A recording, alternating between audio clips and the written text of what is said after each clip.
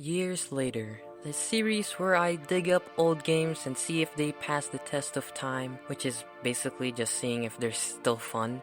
Anyways, I wanted to talk about a game called Five Nights at Freddy's World, or in short, FNAF World. You know, FNAF World is basically those FNAF but it's not scary videos, but it's actually a game now, so that's the thing.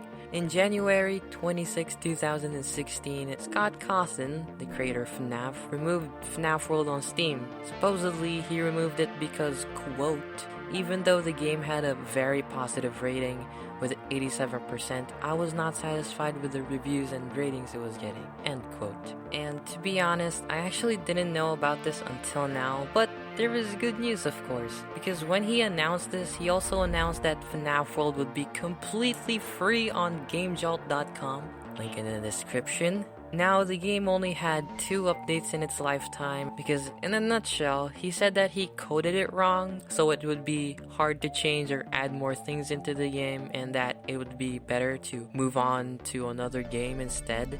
So yeah, with that out of the way, let's talk about the gameplay. So, the game is a role-playing single-player game with subpar cartoony graphics, also including a lot of unlockable characters. It even doesn't have autosave, so you'll have to manually save the game, which is kind of a little nitpick. But what isn't little is the fighting mechanic, because if you've made a methodical way of fighting, you'll basically nearly win every fight. And it can feel kind of repetitive at some point, but what I noticed during the fights is how each action is color-coded. It was pretty easy to learn once I got the hang of it and read the descriptions. It's a nice little detail. And another nice little detail is the really comedic loading screens. These are just really nice to come by while playing.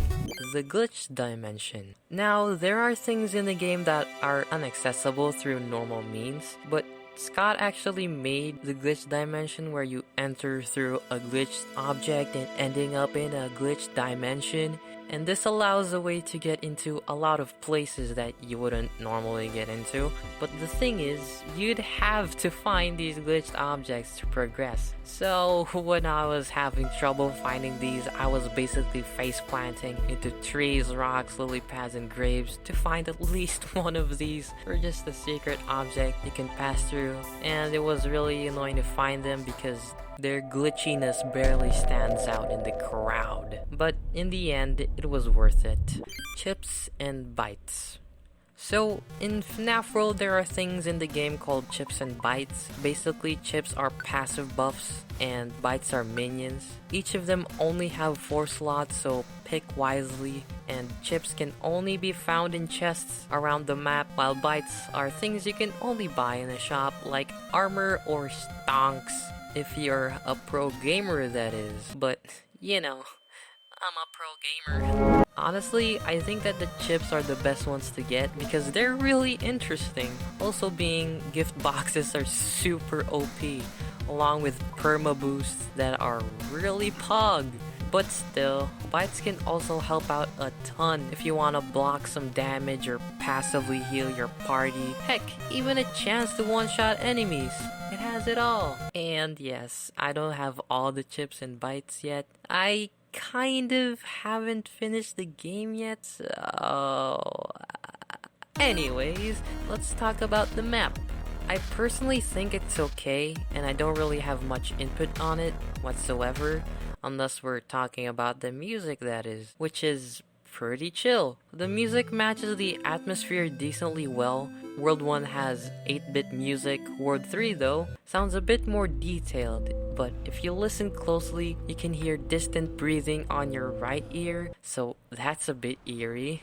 You know what I mean? Moving on to the NPC shop music, it's pretty upbeat and cartoony, like the battle theme. My favorite one is definitely the Circus Funhouse Dimension music, or whatever it's called. This soundtrack is just a bop, dude. It kind of reminds me of Little Nightmares a bit, you know, with the ding-a-ding-ding-ding or whatever. So in summary, it's good music that you'll get used to, at least eventually. Okay, now the enemies. I think they're a solid...